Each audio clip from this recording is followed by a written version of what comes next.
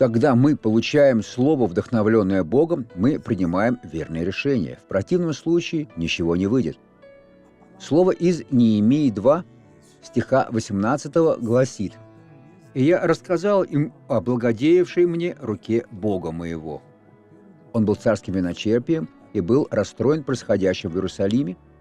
И когда царь спросил о причинах его грусти, он открыл сердце. Я сказал: «Отправляйся туда, возьми столько людей и материала, сколько нужно на восстановление храма Господа, стен и прочего». Далее сказано: «А также и слова царя, которые он говорил мне.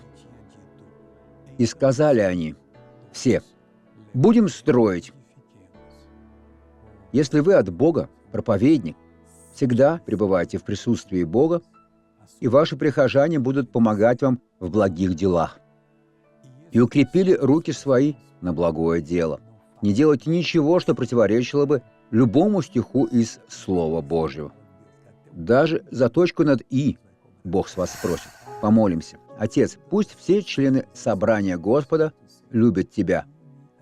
А если появится кто-то ушлый, хитрый, пусть его обличат перед всеми. Бог, вдохнови сейчас самых простых людей, чтобы обличить. Нам следует укрепиться на благое дело. Итак, во имя Иисуса будьте благословлены. Благослови вас Бог.